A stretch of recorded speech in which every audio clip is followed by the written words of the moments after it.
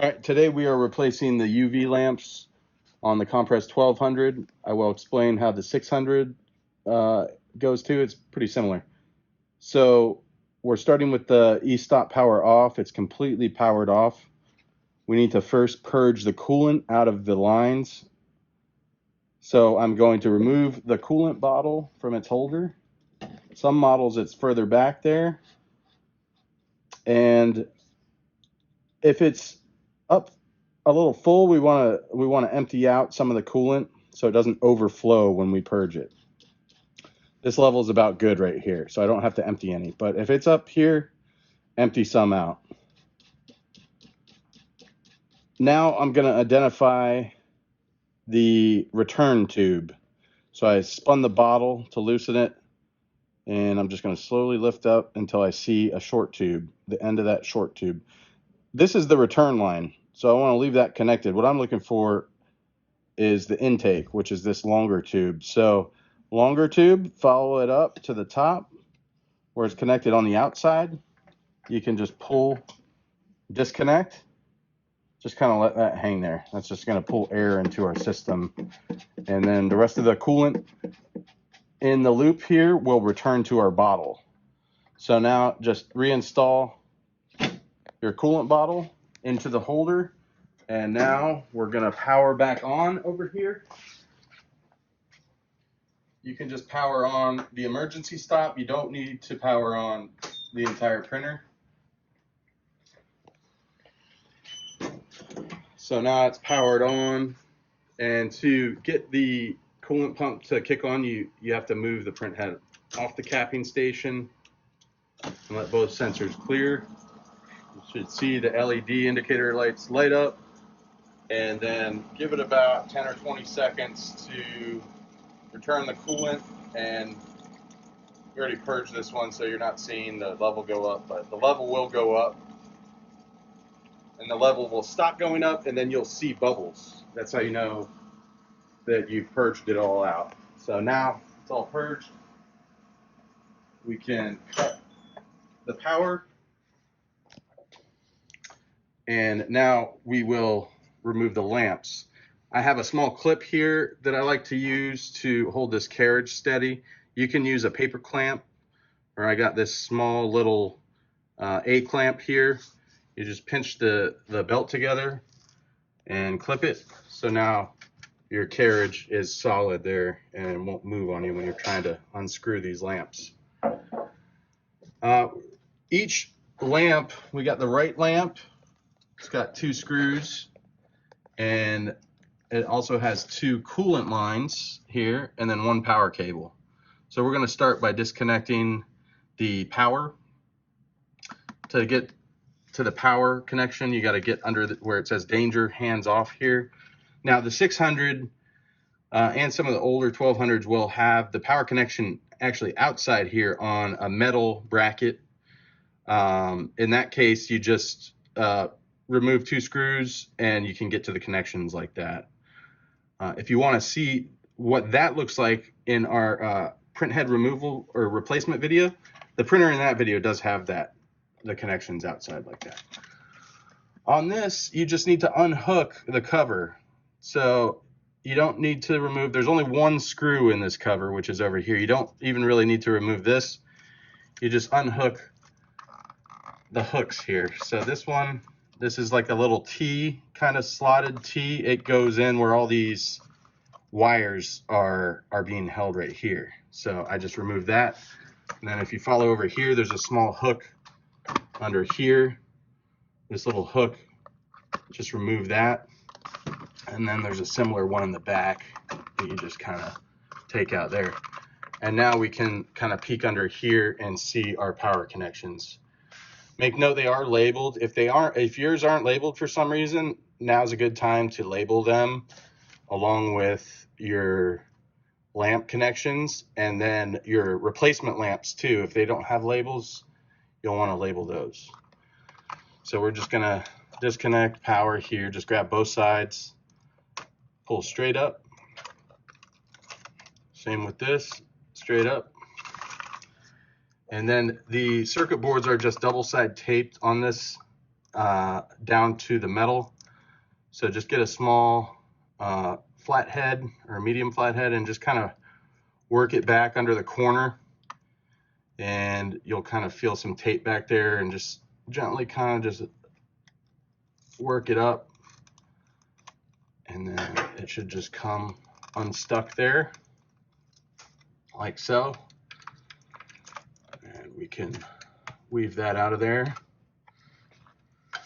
And now I'll just disconnect these two coolant lines. They're just silicone tubing, so you can just pull straight back on these and they'll come off this barb fitting right here.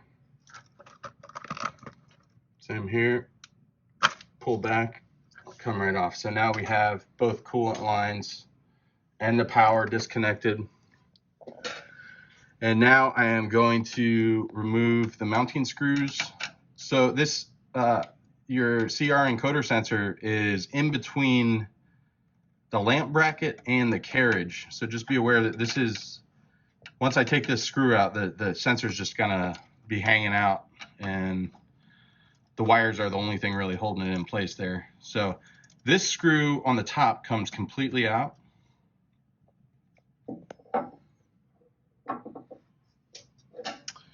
This screw on the inside, you just have to loosen this. The bracket is slotted. I'm just kind of supporting the lamp right now with my left hand, loosening. Pull it out, and you got your two screws right here for the bracket. That you would remove these two screws and transfer your bracket onto your new replacement lamp. And now you want to be sure this sensor didn't come out at all. And now we're going to reinstall the new lamp. Line up your hole right here and reinstall the screw.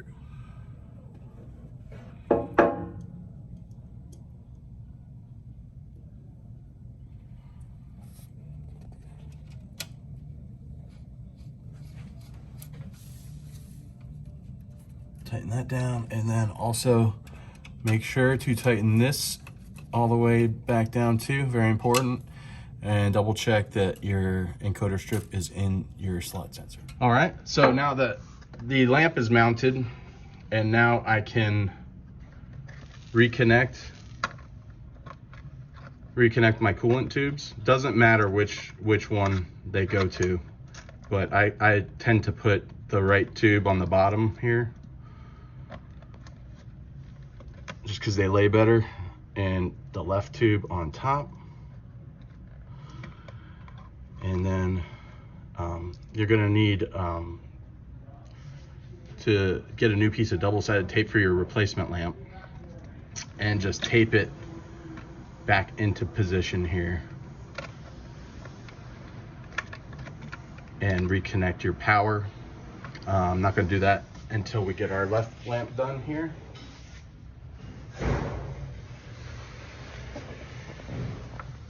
So on the left lamp, both screws come completely out.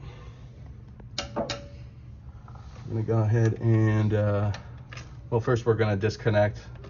We already have our power disconnected. I'll go ahead and disconnect the tube. Same way, just pull on the tube. That one was a little tighter.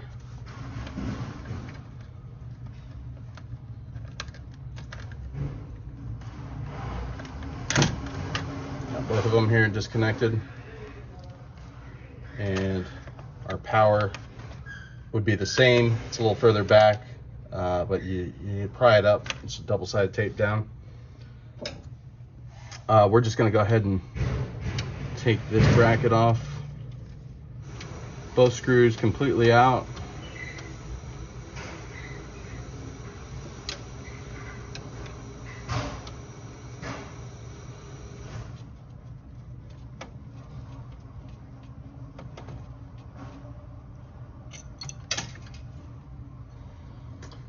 And same deal, we have to transfer this bracket to our new lamp.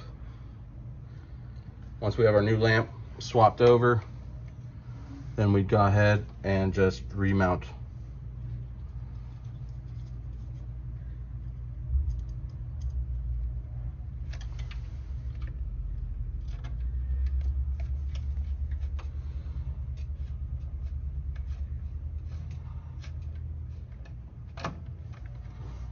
Like so.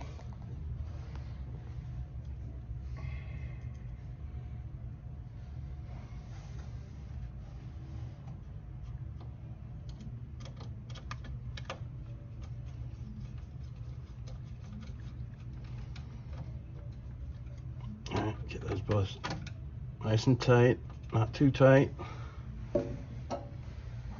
Reconnect your coolant.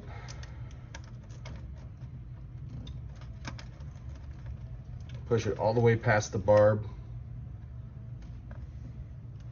like so.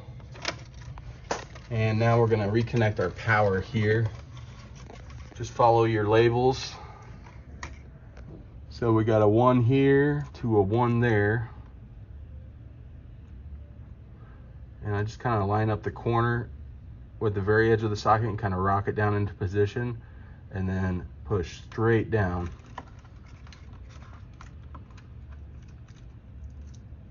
Same thing here.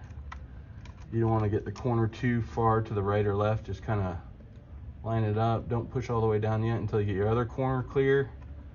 Then kind of even it out. Push straight down like so. And now to put this cover back on, I start in the back here. Get this tab underneath and to the left like that. Then hook this back right in that corner. Right there. And then now this T goes right in this slot right here. So just turn the T sideways like that, all the way back like that. And now, most importantly, reconnect your intake tube. So you don't even have to remove the bottle. You can just reach back there and push the tube back on. We're all set there. Close your door. Refill your coolant. If you poured out a lot of it, you want it, about ½ inch from the top of the bottle. And then let's remove our clip before we power on and slide this back to the home position. And we're gonna power on. And if after you power on the printer, you get the Y2 current error, you will want to go back and check the CR encoder on the right lamp.